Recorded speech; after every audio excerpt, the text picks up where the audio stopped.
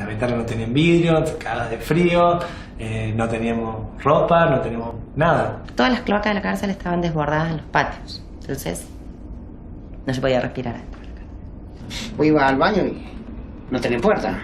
Bueno, no tiene puerta y tenés que tener cuidado que el baño de arriba no se reviente porque te caía todo Vaya abajo. Bueno, ya ahí venían malas cosas. Aparte, Corso venía manejando mal la cárcel. Pero al final nos teníamos que cubrir más de nuestros jefes que de los internos. Era muy sencillo, había 1.650 personas en un lugar que tenía capacidad para 800. O sea, no se sostenía ese nivel de hacinamiento y el nivel de violencia que había dentro de la cárcel. Cuando vos no podés mover más la reina, está jaque mate. Bueno, la cárcel estaba jaque mate. No podías mover ninguna pieza porque cualquier pieza era jaque mate. Bueno, se movió una, chao.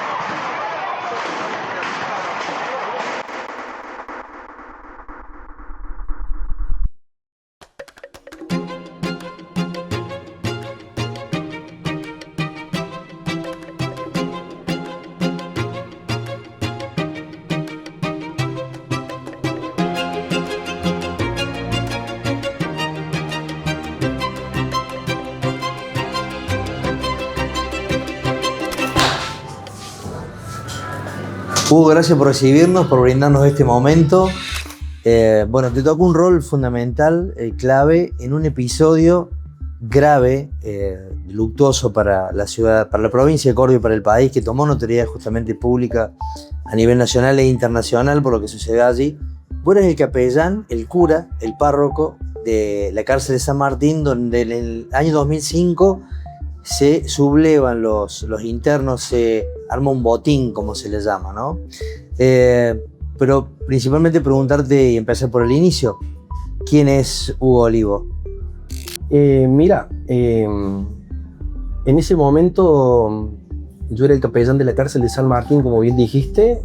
En el año 96 celebré mi primera misa, en la que era en la capilla San Dimas, que estaba justamente debajo de la capilla donde había celebrado la Eucaristía el cura Brochero en el año 1900, y me tocó acompañar a los internos en el jubileo del año 2000, que era el encuentro eucarístico nacional del año 2000, celebrando la Eucaristía con ellos. Así que ya teníamos como un recorrido y un camino hecho en la vida pastoral con los internos. Primero como seminarista, había vivido en la parroquia San José de barrio San Martín, en la calle Uspallata, y bueno, en el año 99 ya el obispo de entonces me pide que me haga cargo de la capellanía de la cárcel. Simplemente yo era profesor en la universidad, me estaba formando en la Universidad Católica en filosofía, estaba haciendo el doctorado, y también trabajaba pastoralmente y acompañaba en la tarea del obispo en aquel entonces de la pastoral penitenciaria. Más o menos eso era mi entorno. Entonces tenía como que el tiempo dividido entre la formación académica, ayudando en la formación de los futuros profesionales, y también trabajando con las personas privadas de libertad. Bien, y ahí cuando a vos te dan ese propósito, te encomiendan ser el párroco, ¿con qué pensabas que te ibas a encontrar? Si bien vos ya tenías un recorrido, ¿cómo fue esa llegada a la cárcel? Que no fue ni una sorpresa para vos y seguramente para los internos tampoco. Era un desafío. En ese momento, trabajar en el siglo pasado en la cárcel era un desafío, porque la cárcel cada vez más era la superpoblación, aumentaba, y el servicio penitenciario necesitaba reacomodarse con nuevos tratamientos. Comenzó justamente en ese mismo momento a operar la cárcel de Bower, y se comenzó en la jerga carcelaria a utilizar el término de bowerizar. ¿Qué significaba esto?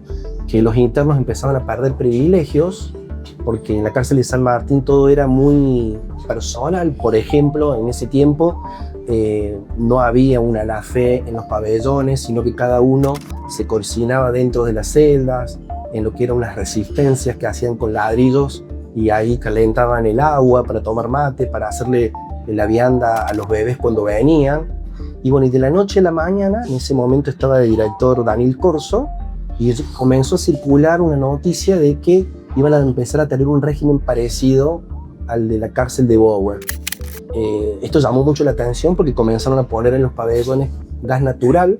No teníamos gas natural en las celdas, no en las celdas, sino que en el comienzo del pabellón.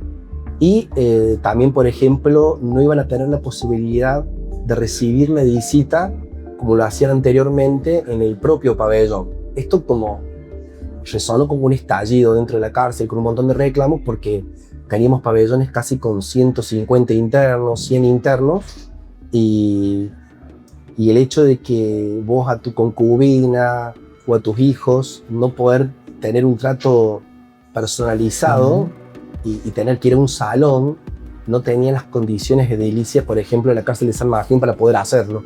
Entonces como que en ese momento se empezó a manifestar un malestar en la población. Vos, cuando estabas en la cárcel, ya empezabas a recibir ese tipo de reclamos, porque lo que finalmente comunican o informan los reclusos, incluso también mucha gente que estuvo ayer, este tipo de pérdida de privilegio y principalmente lo que era la superpoblación dentro de la cárcel, ¿sí? Y con eso todo lo que conllevaba, ¿no? Es decir, la pérdida de intimidad y un montón de reclamos que después surgen del motín, Sí. que seguramente ya se venían dando, ¿no? Sí, se fueron dando también históricamente un montón de cambios. Por ejemplo, recuerdo que al principio nosotros trabajamos con un grupo de voluntarios en la pastoral penitenciaria, y en los comienzos, cuando yo comienzo a compartir esta tarea, existía el pabellón 12A y 12B, que era un pabellón donde se discriminaba por enfermos de HIV, le decían pabellón de SIDA, y pabellón de homosexuales, por ejemplo. Entonces, cuando vos ibas a estos pabellones, había toda una especie como de grooming, diciendo, bueno, ahí están los maricas, ahí están. Entonces, se empezó a trabajar Dentro del mismo penal, ¿no? dentro del penal para humanizar la cárcel. Con la venida de la directora Graciela Luciente de Funes, se comenzó a mejorar la calidad de vida en lo que se podía, para que los propios internos pudieran empezar a estudiar, ocupar el tiempo de ocio. Nosotros comenzamos con un proyecto que era el proyecto universitario en la cárcel, donde los internos podían empezar a tener acceso a hacer bibliotecología, la licenciatura en historia, también a estudiar filosofía. Yo comencé con un programa Yo Sí Puedo. En ese momento me estuve capacitando en Brasil, según la línea un poco de Paulo Freire. Trabajamos con Mario Toboni en Brasil, en San José do Campos, cerca de Sao Paulo. Trabajamos esta metodología de alfabetización para que un interno con otro o interno que estuviera más capacitado, le dábamos las herramientas en aquel momento con una videocasetera, para que el propio interno formara 10 internos dentro del pabellón, para que en 30 días pudiera tener la lectura y comprensión de textos elemental para poder empezar la primaria. Teníamos un montón de internos analfabetos que les daba vergüenza cuando venían las maestras, que tenían que contar con los dedos, o no distinguían la diferencia entre una S y una C, o no podían leer, por ejemplo, un manuscrito. Me había ocurrido una anécdota con un muchacho de Jesús María, que el chico se entera en el mes de marzo que su mamá, que había fallecido en noviembre, le había escrito a la familia, y otro interno que lo tenía en el pabellón le leía los mensajes, pero esa parte no se la leía para que él no se enterara y no deprimirlo. Entonces, por la falta de comprensión de textos, comenzamos una capacitación entre los mismos internos para que muchos de ellos dejaran de ser analfabetos. ¿Cuánto tiempo desarrollaste toda esa actividad? Y mira, yo estuve casi 29 años trabajando en total, porque empecé como joven, iba con el padre Luches en aquel tiempo a trabajar con los universitarios, hasta después cuando ingresé al seminario, seguí trabajando en el recorrido de mi seminario hasta que Monseñor Primatesta nos ordenó sacerdotes y bueno, celebré mi primera misa allí. Bien, y dentro de la cárcel toda esta cuestión educativa y de empezar a humanizar, como vos decías, ¿no? La cárcel. Yo recuerdo que una vez, la primera semana que me nombran de capellán, yo voy al penal y me doy cuenta que después de las 6 de la tarde, cuando todo el mundo se iba, había un silencio y era el lugar donde mejor se podía trabajar.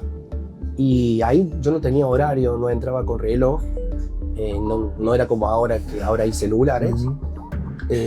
Y recuerdo que un día me golpea un guardia de cárcel y me dicen, mire, ya es tarde y usted todavía no se ha retirado, eran como las 10 de la noche. Yo no me había dado cuenta porque iba haciendo la recorrida por los pabellones y este guardia de cárcel me dice, mire que acá el capellán viene, celebra la misa y se va. Entonces yo le expliqué que estaba ahí para hacer una comunidad y para trabajar como una especie de parroquia. Y a ellos les costó mucho entender la dinámica mía porque yo me daba cuenta que no tenía personas que vinieran pagas del Estado y tenía un grupo de voluntarios. Entonces, apenas ingresé, lo primero que sentí que los primeros voluntarios que tenían eran ellos mismos y que nadie iba a hacer por ellos lo que ellos no hicieran. Entonces, por ejemplo, empezamos a desmitificar cosas. Los internos preguntaban, ¿quién es Cáritas? Ustedes. ¿Qué significa? Que vos tenés 2 listeros en la cárcel le llaman al join. Ajá. Entonces, si tenés 2, le das 1 al que no tiene y tenés que darle lo que a vos te duela. Porque es fácil vender las cosas que te trae tu familia, que te paga con una tarjeta y cambiarla por una pastilla o por droga. Entonces, el que llevaba no era Papá Noel o el cura, era el propio interno que en una bolsita sabía si Gonzalo necesitaba un par de zapatillas. A lo mejor teníamos 30 personas que estaban descalzos y que no tenían calzado. Y entre ellos tenían que discernir a quién y cómo. Y ellos mismos venían y decían, mira, Gonzalo no necesita porque tiene la familia que lo visita. O la va a cambiar por droga. Entonces, Hugo, fíjate. Entonces, entre ellos mismos empezamos una tarea de hormiga para que nos hiciéramos cargo de nuestros propios problemas y empezar a buscarle soluciones humanistas. Entonces comenzamos a trabajar con la metodología de la Madre Teresa de Calcuta. Vengan y vean. Un papá de un interno me donaba para que nosotros hiciéramos una sala. Otro interno venía y donaba una heladera donde enfriamos para que las catequistas cuando vinieran tuvieran que ser un vaso de agua. Hacíamos un baño que fuera un lugar limpio para que si venía un profesor tuviera un lugar adecuado y los propios internos se encargaban de que tuviera la toalla, que estuviera higienizado y que no faltara el papel higiénico, cosa que ellos no tenían nunca. Entonces todo el mundo iba a la capellanía a sacarse una foto.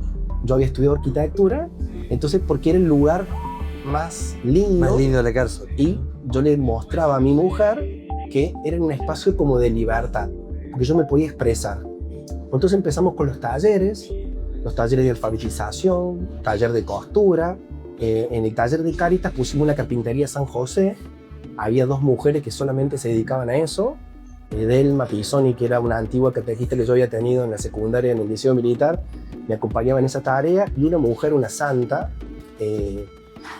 Reina, ella, mamá de ahora doctores que tengo dando clase en la universidad, ella jubilada donaba parte de su tiempo y casi todo su sueldo para comprarle elementos básicos a los internos más pobres entre los pobres. Compraba repasadores, los cortaba al medio para distribuirlos para hacer 2. O un jabón que valía oro, un jabón de lavar para cortar y para que ellos se pudieran higienizar la ropa y tener todo bien listo para cuando tuvieran la visita. ¿Podían ellas tener contacto con los internos? Sí. El grupo nuestro lo capacitábamos para que supieran qué cosas tenían que llevar, qué elementos. Y teníamos, por ejemplo, el grupo de la Legión de María, que rezaban el rosario todos los martes en la cárcel, el grupo de jóvenes universitarios. Teníamos un grupo que hacía taller de oración de la Rañaga, con una mujer que venía de Jesús María y daba el taller. Teníamos el taller de música, de periodismo, después personas, internos que venían a aprender a escribir en computadora. Teníamos 2 computadoras viejitas que nos habían donado y que con eso pasábamos los archivos para que ellos presentaban en la facultad. le ayudábamos para imprimir los textos, buscábamos padrinos en la universidad, varios profesores que colaboraban para que comprarle los dossiers a los internos para que pudieran prepararse. Y yo tenía esta metodología. Vos sos Diego y venías y trabajabas conmigo, tenías que devolver lo que vos hacías por 2 personas. Yo te capacitaba y te ayudaba y te becaba para que vos hicieras la secundaria a distancia. Tenía voluntarios, gente que me ayudaba y colaboraba, mis padres, un grupo de familias. Y vos después... Externos. Te becábamos en la BAC, por ejemplo. Venía a visitarte un voluntario del BAC para que los días sábados de visita entraba a jugar al fútbol con vos. Te preparaba en las dudas que vos tenías en matemática.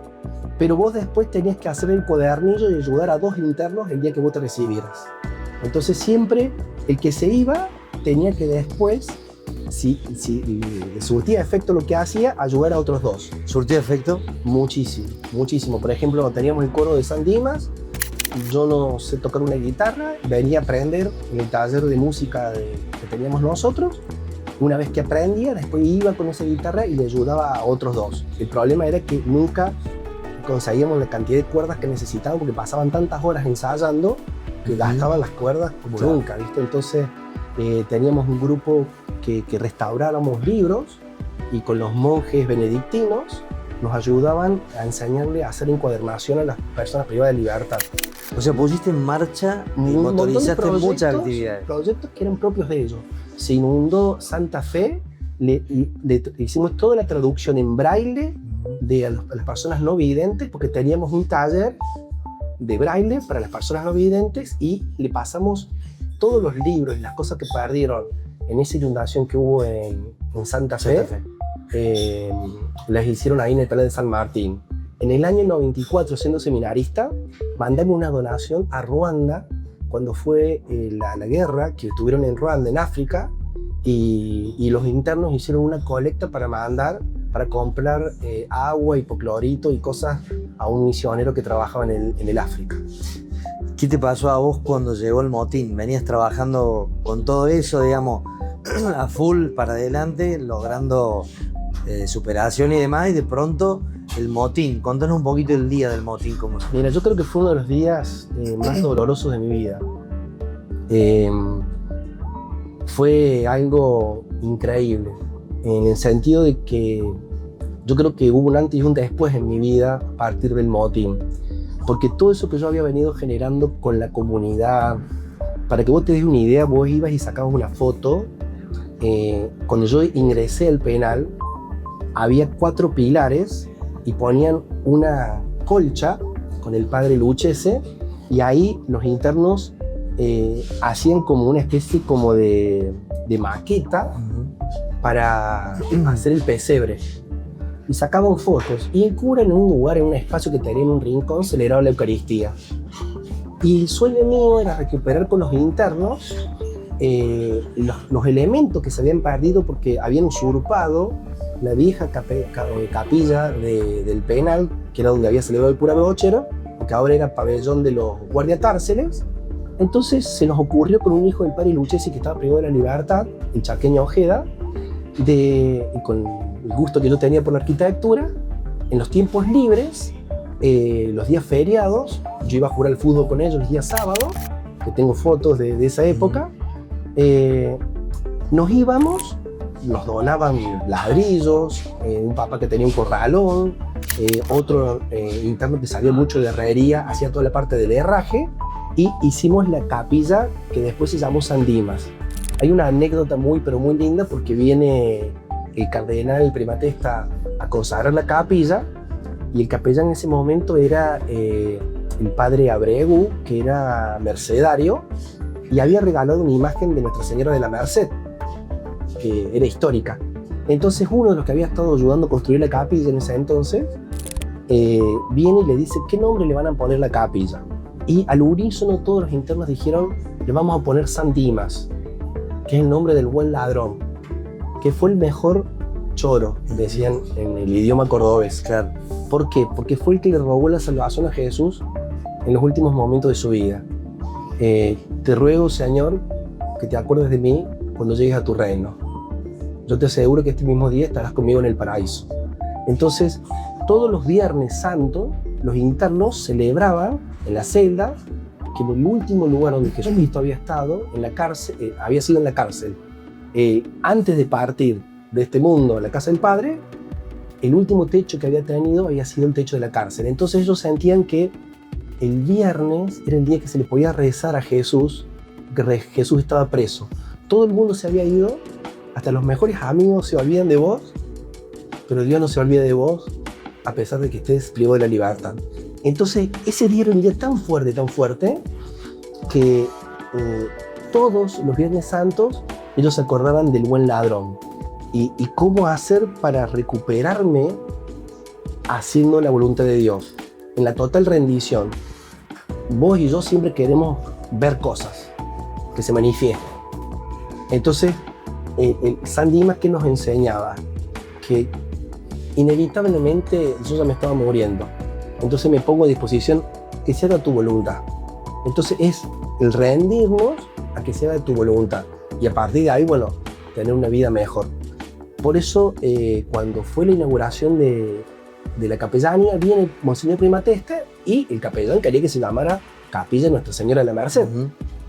Y muy políticamente correcto, Monseñor Primatesta dice, se va a llamar Capilla Lugar del Encuentro. Y va a ser la primera en la Argentina que va a tener la educación de San Dimas como patrona. Y como vicepatrona, la Virgen de la Merced. Entonces se acerca un interno y le dice, mire, monseñor, antes que usted entrara, estaba escrito acá abajo, en piedritas, mire qué dice. San Dimas. Está escrito está. Entonces se rió monseñor como diciendo, me hicieron hacer semejante conversación, pero ya el nombre estaba puesto. Esto para los internos fue muy significativo porque en esta capilla se puso a partir de ese momento el sagrario. Y no se apagó nunca más el sagrario hasta el día que yo cerré la cárcel en el año 2015, que fue un día Jueves Santo. Mira vos, el último persona que salió de la cárcel de San Martín fue en el 2015, el día Jueves Santo, porque yo después celebré el lavatorio de los pies en la cárcel de Bower. Y salieron los últimos 200 internos y el que cerró la puerta de la cárcel fue el capellán, el padre Hugo Olivo. Y me emociona un montón porque hasta ese día, inclusive el día del motín, estuvo en la Eucaristía dentro del penal. ¿Qué significó para mí? Significó un dolor muy grande, porque nunca me imaginé el dolor de ver las autoridades, los familiares de los internos, mujeres que trabajaban en el penal y era para ganarse el sustento de su día, correr el riesgo de lo que fue realmente un motín. Nunca en mi vida me imaginé que iba a pasar por semejante experiencia.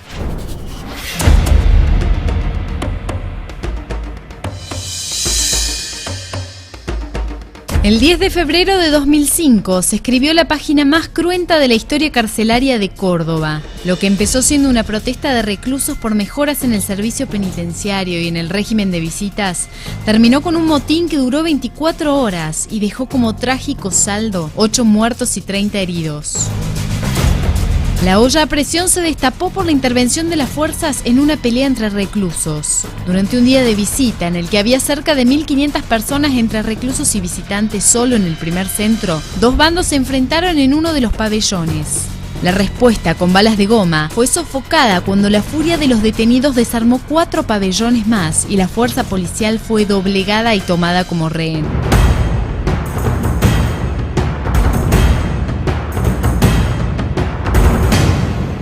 Desde el techo del penal la escena era cruenta. Oficiales y guardiacárceles golpeados, heridos y amenazados constantemente ante los ojos de la prensa y cientos de curiosos y familiares de policías y detenidos. El pico de tensión llegó cerca de las 20 horas, cuando 7 de las 8 muertes se sucedieron en el lapso de 20 minutos. 2 policías, un guardiacárcel y 4 detenidos fue el saldo que a esa hora hacía parecer que el motín no terminaría más. La balacera es verdaderamente impresionante. Los presos lograron salir del penal. Ustedes pueden ver ese camión que ha chocado un árbol con un montón de presos que están en su interior. Las balas no cesan. Las negociaciones se demoraron por la creciente desconfianza entre la justicia, fuerzas de seguridad y los reclusos. En horas de la madrugada, el capellán del penal Hugo Olivo se ofreció como prenda de paz para comenzar a negociar la entrega. Yo seré simplemente un instrumento, pero como diciendo, todos estamos en las manos de Dios. Horas después fueron siendo liberados los rehenes, pero no fue hasta las 15 que salió el último rehén, Daniel Corso, director del penal, que se restableció la calma.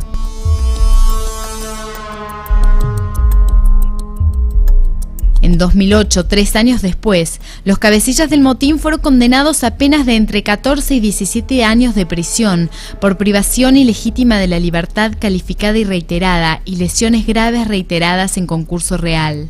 En 2012 quedó firme la sentencia que condenaba a perpetua al autor del disparo de la terraza que acabó con la vida de uno de los policías. ¿Qué es un motín? Y un motín es una rebelión donde las personas llegan hasta el hartazgo y toman la autoridad, y es lo peor que nos puede pasar a nosotros, y entramos en un estado de anarquía, donde no sabes lo que puede pasar. Es la ley del más fuerte contra el más débil. Eso es un motín, es una explosión donde ya no hay ley y donde simplemente es sálvese quien pueda. Básicamente, los internos habían tomado de rehenes a los guardacárceles. En ese momento, en febrero del 2005, los internos, cansados de la problemática que tenían, estábamos un día de visita. La cárcel tenía los sábados y domingos con visitas generales y los miércoles y jueves con visitas particulares. Los miércoles tenían visita el primer y segundo centro, y los jueves el tercer centro. Entonces, ese día era un día de visita de familiares directos, y había un problema entre el pabellón 5 y 6. Le iban a dar de cobrar el sueldo, que en ese momento eran como 22 pesos, que se le entregaban una especie como de boleta a los internos. Y cuando va la persona a entregar, un guardia de cárcel deja media entreabierta una puerta y salen los de un pabellón y se empiezan a pelear entre los pabellones 5 y 6. Suena la alarma, que era una cuestión que a veces había estos problemas en el penal, con la mala decisión del director de que entra toda la guardia interna, incluido el director, con en ese momento balas antitumulto, y empieza a desenvolver empiezan a intentar dispersar y poner orden. Gastan todo lo que tenía, y cuando se quedan entre el segundo centro y el primer centro, uno de los chicos que estaban adelante agarra justamente la gente que estaba en la lorera, que se llamaba en ese momento, que era el lugar de control de la gente del primer centro, y abre los pabellones de adelante y se quedan encerrados los guardias de cárcel entre el primer y segundo centro, justamente en el sector de la biblioteca, de la escuela y de la capellanía, y ahí justamente donde comienza el motín. Una vez que los toman de rehén a los guardias de cárceles, ¿qué hacen? En cada pabellón los líderes van llevando autoridades, de a 2, de a 3, y toman toda la cárcel. Encima se van a donde estaba el armamento del penal, toman todo el armamento, y en menos de 2 horas la cárcel estaba tomada. ¿Vos estabas afuera? Yo estaba, en ese momento había celebrado la misa el día miércoles de ceniza, y yo estaba tomando exámenes, y me llama mi mamá de que había un problema en la cárcel. Entonces dejo a los alumnos y me voy y me dirijo a la penitenciaria. En ese momento, bueno, una anécdota es que me para un policía y me pregunta, y yo le dije que trabajaba para el arzobispo, y me dijo que viene el arzobispo por un teléfono, por un handicap. Entonces habla y me dejan pasar, y llego hasta la vereda. Y lo que recuerdo, que pasaron un montón de años, lo más llamativo es que cuando llego a la vereda del penal, ¿con quién me encuentro? Con el jefe de la guardia del penal. Es como si vos me decís, se está hundiendo el barco está en el océano, y en la playa está el capitán. Claro, que debería estar adentro. Claro. Ya ahí el barco, directamente me me agarró como taquicardia, porque yo no podía creer que el que tenía que llevar adelante todo lo que era el operativo dentro del penal estaba en la vereda. Entonces eso ahí me dio mucha preocupación y bueno, y ahí me puse a disposición y los internos me empezaron a gritar desde el techo del penal para que pudiera entrar y acompañar. Fue un momento de caos muy grande porque cuando yo llego, en instantes anteriores, yo no me había enterado porque había estado tomando exámenes, había salido el camión con varios internos y el gobernador de la provincia en ese momento había dado un mensaje diciendo que nadie salía con vida dentro del penal. Y bueno, ahí fue terrible porque una de las personas que yo había estado haciendo bautismo el fin de semana, uno de los que mueren era uno de los chicos que trabajaba ahí también en la capellanía. Y bueno, de hecho que varios quedaron heridos y bueno, fue todo un tiroteo y lo peor de todo, conocí al guardia de cárcel que pobrecito iba parapetado adelante y que cuando tiran los mismos policías lo terminan matando al que después hoy lleva la cárcel de Cruz del Eje, lleva el nombre de Abregu, que es la persona que realmente fue muy doloroso saber que murió en ese enfrentamiento.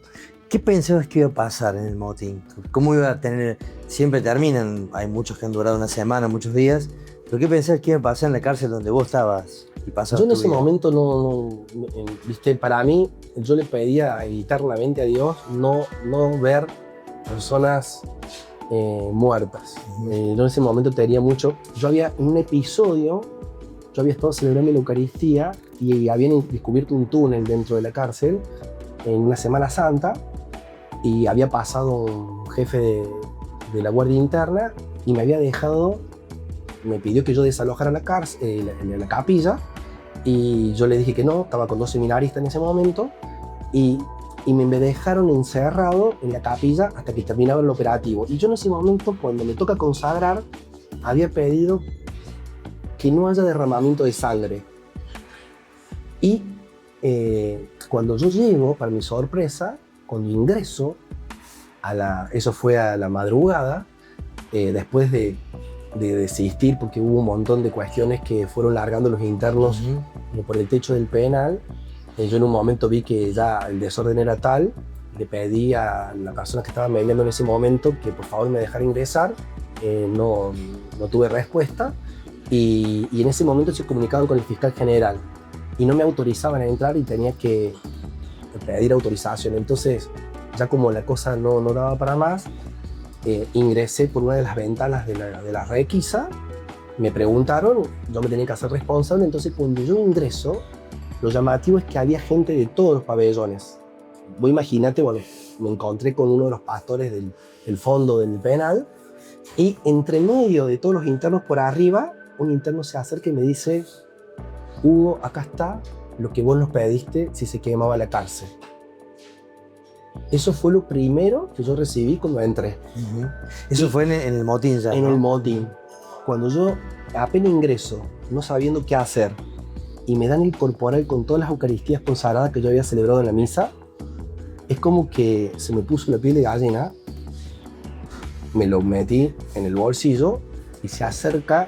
En ese momento no sé de dónde saqué fuerza porque estaba todo destruido, había un cajón de gaseosas, me subí arriba del cajón y le dije que tuviera algún conocido y se sintiera bien, que entrara, porque estaba todo Era una guerra. oscuro, que solamente se veía una lucecita que era justamente donde estaban con una vela en el sagrario, no había absolutamente, vos imagínate, 600 personas en la parte de entrada, habían cerrado, cuando yo ingresé, con 5 candados y cada uno se había guardado una llave, y yo me pongo en un cajón y les digo, cada uno no me pregunte nada, vayan, vean los familiares que tienen, devuélvanme la gente, las personas que están de rehenes, saquen todo el armamento que tengan y tírenlo en las mantas o en los basureros, y cuando yo pase en las puertas de los pabellones, dejen todo porque pasa una sola vez y el que no se saca las armas, todo, no hay otra vez. Así que dejemos y voy a ir pasando pabellón por pabellón y van entregando todas las cosas. Voy hasta el fondo, déjenme llegar por favor al fondo y comunicarles del fondo para que cuando vuelva a pasar entreguen todas las cosas. Y cuando yo digo esto, se me acerca una persona y me dice, si no se llega a dar y a nosotros nos llegan a tocar, yo hago este corto del cogote. Y entre los mismos internos dice, pero no sabes quién es este, vos no lo conoces, que recién No te conocía. María, este es el padre Coraje, qué sé yo, ¿no? Y en ese momento yo lo miré, no lo había visto nunca en mi vida. Empecé a recorrer la cárcel, lo primero que hice me fui al preegreso, donde estaban los internos de buena conducta, y cuando llegué ahí me sorprendí muchísimo porque habían hecho asado con la carne despostada, habían quemado muebles para pasar la noche, le habían dado por lo menos unos bifes y comida a la gente que había pasado la noche con ellos, los familiares. Entonces los familiares no se querían despedir de los hijos por ver que le pasara algo y me agarraban como diciendo, por favor, le encomiendo a mi hijo. O sea, había rehenes adentro, había familiares. En todos los pabellones. Entonces lo primero que hicimos fue sacar todos los familiares y los empezamos a llevar al segundo centro para juntarlos porque yo no podía pasar de vuelta y tener en 18 lugares diferentes familiares. En ese momento, yo cuando voy a pasar por la capilla, veo la capilla y te juro que me arrodillo entre medio de lo quemado de lo que había y ahí me largo a llorar. Y un interno me toca el hombro y me dice, Hugo, te necesitamos caminando y no llorando, te necesitamos de pie. Yo lloré porque no podía creer lo que estaba viendo. De todo el trabajo de tantos años, que nos había costado tanto, todo.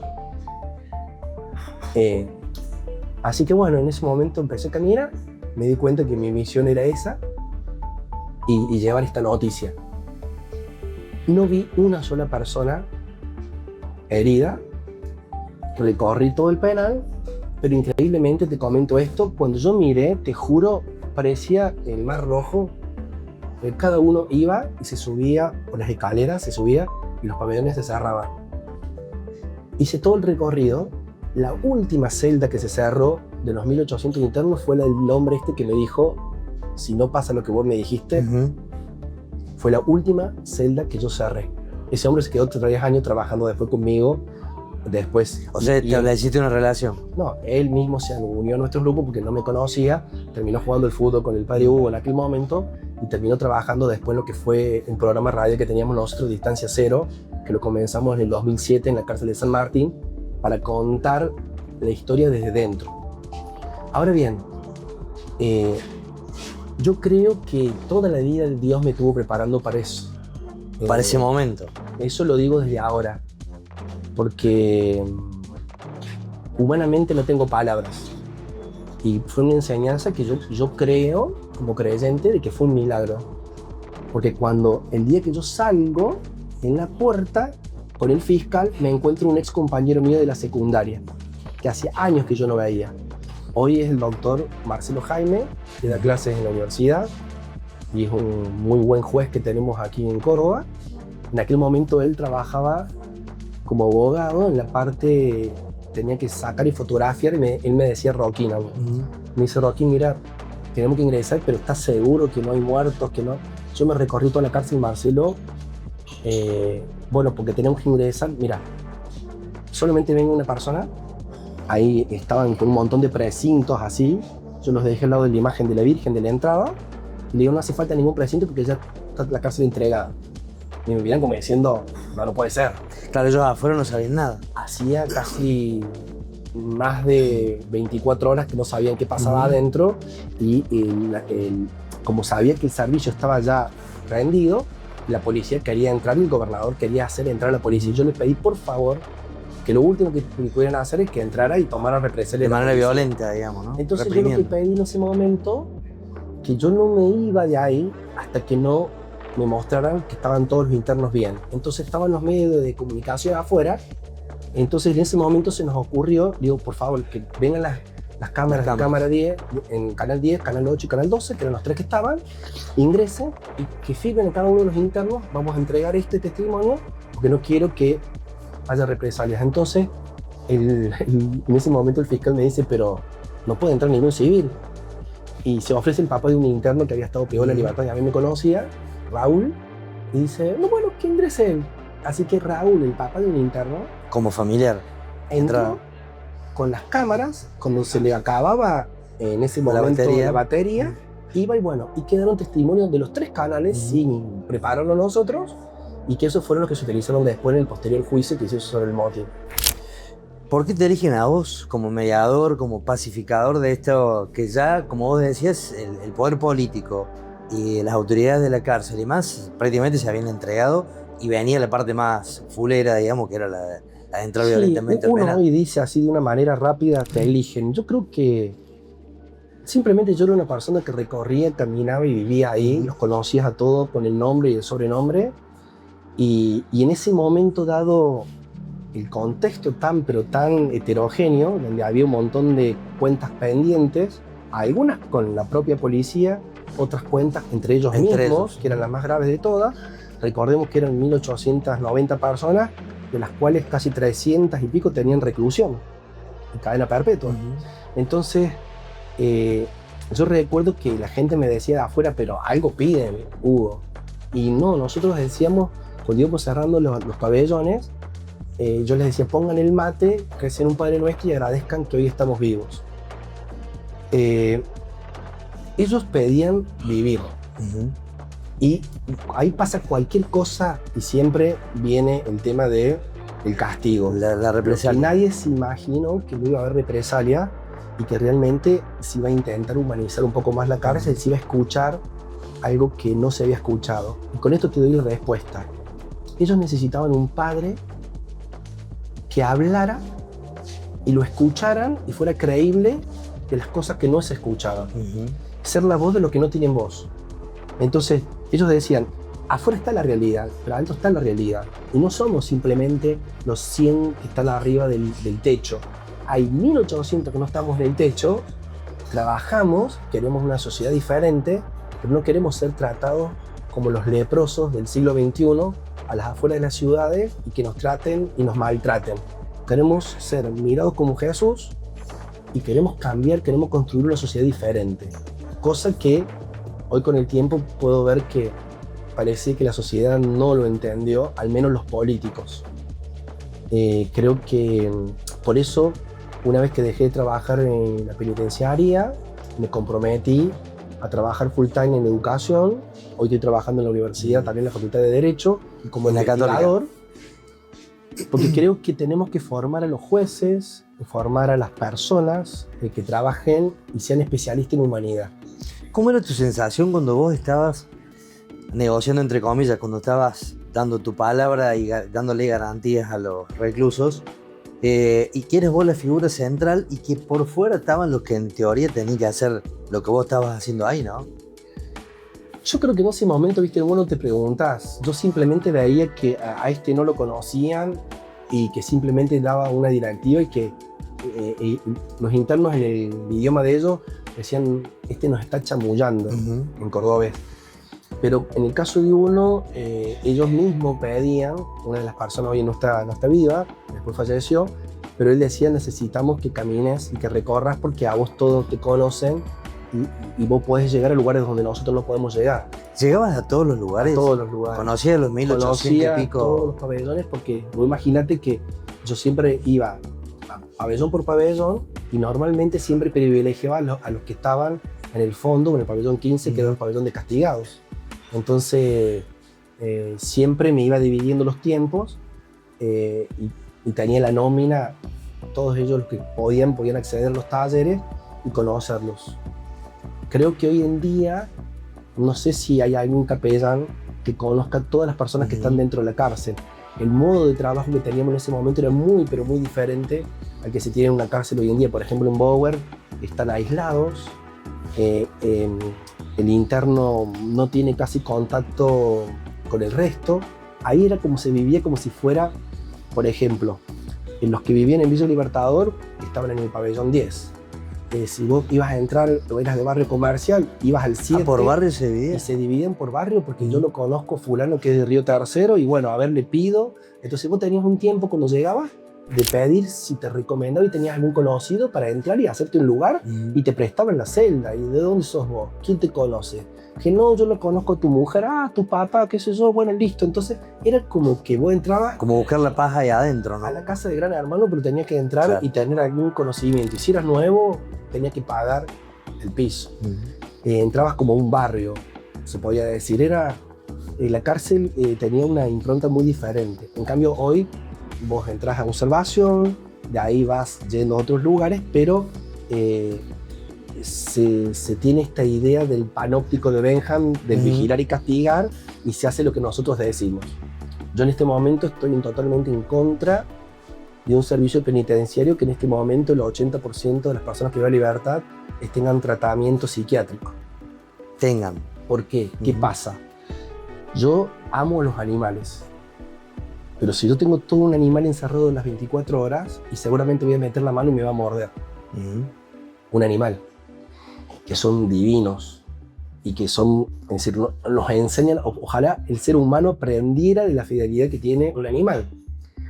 Pero imagínate un ser humano cuando vos lo encerras y le quitas la capacidad de su alma de crear, de trascender. Yo creo que si vos hiciste algo malo, la cárcel te sirve para reflexionar y mejorar lo que hiciste. Pero ¿dónde está la cuestión restaurativa de la pena? ¿Cómo se trabaja? ¿Cómo la trabaja la parte jurídica, la parte social y la parte psicológica? ¿Se puede restaurar? Hay una gran parte de la sociedad, o un porcentaje de la sociedad, que dice, bueno, como vos decías y charlamos fuera de cámara, ¿no? Lo peor para los presos, que se mueran en la cárcel, que tengan sus peores días ahí adentro. Vos que estuviste adentro, ¿viste restablecer personas? Mira, nosotros, reinsertarse, que es la... Te comento experiencia. Hubo momentos en mi vida dentro del trabajo penitenciario que llevaba internos a los retiros brocherianos, al cura brochero, pedía 40 internos y el juez me autorizaba y me iba con 3 o 4. Había veces que íbamos a ir con 10 y me terminaban autorizando 3 o 4 internos y nos íbamos a los retiros brocherianos a la casa de ejercicio del cura brochero día jueves, viernes, sábado y domingo. El 100% de los internos que fueron conmigo el cura brochero, ninguno volvió a reincidir. Con esto, ¿qué te contesto yo? ¿Y qué me llamaba la atención? Que los jueces a veces me autorizaban a una persona que le faltaba 2 años para salir en libertad, para ir de una cámara, y el juez de la otra cámara a una persona que le faltaban 15 días no le autorizaba. Claro. Y ese interno a las 5 de la mañana, cuando yo lo sacaba del penal, se quedaba llorando porque le parecía injusto que él, faltándole 15 días con el concepto que tenía, no podía ir y lo autorizaban. Estaban en las mismas condiciones. Estaban en condiciones parecidas, pero con distintos jueces. Claro. Pero había un juez que a uno le daban la posibilidad de que fueran con el padre Hugo al retiro. Bueno, condiciones que para ellos eran injustas. ¿A qué es lo que voy? Me sorprendía que personas que supuestamente le faltaba más tiempo cambiaban y ellos mismos decidían llevar otro modelo de vida. Hacerse cargo de lo que le habían hecho a su concubina o su familia, o pedirle perdón o enmendar en lo que se podía, porque a veces no se podía enmendar el error que habían cometido. Yo creo que todo ser humano es recuperable en tanto y en cuanto sea consciente de lo biológico, lo psicológico, lo social y lo espiritual. Y es complejo. Ahora bien, trabajarlo de una manera simple, como lo trabaja la política penitenciaria, como lo trabajan los políticos de turno, de cualquier ideología, me parece que no es la solución. Acá hay que hacer un trabajo interdisciplinario como sociedad para saber qué queremos y hacia dónde vamos y qué queremos reconstruir. Y yo creo que sí se puede recuperar cualquier persona con este contexto.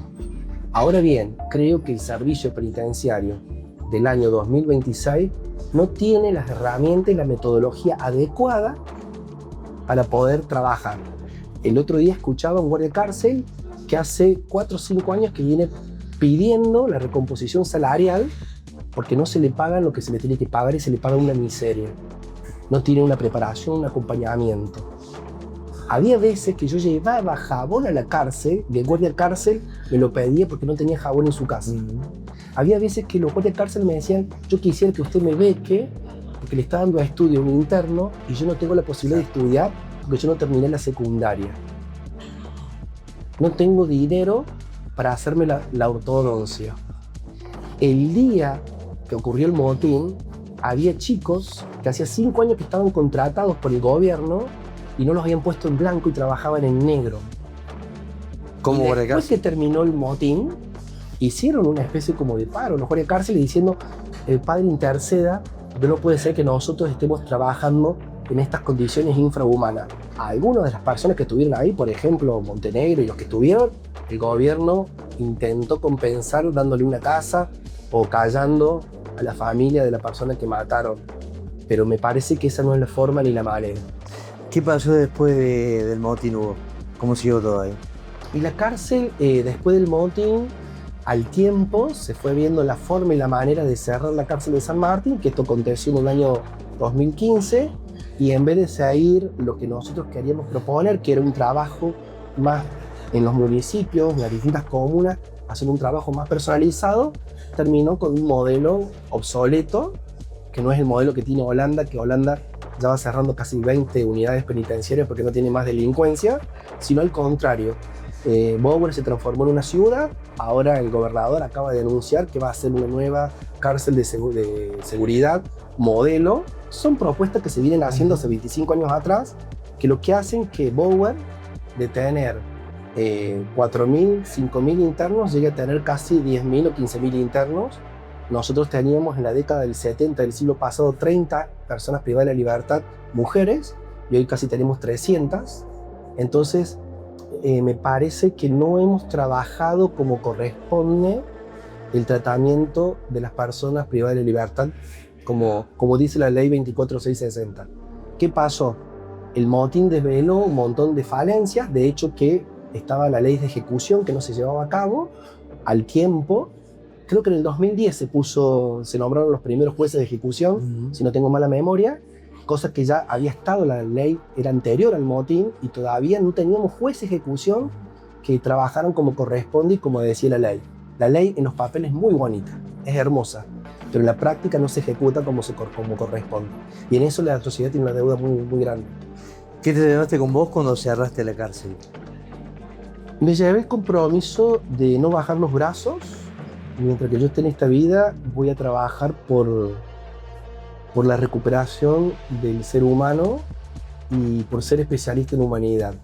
Y hoy en día tengo personas que están privadas de la libertad hace 25 años, que son ahijados, que son profesionales, que tienen hijos, nietos, que los educan, y me pone muy orgulloso saber de que muchos no volvieron de vuelta a ese lugar tan horrible como es la cárcel.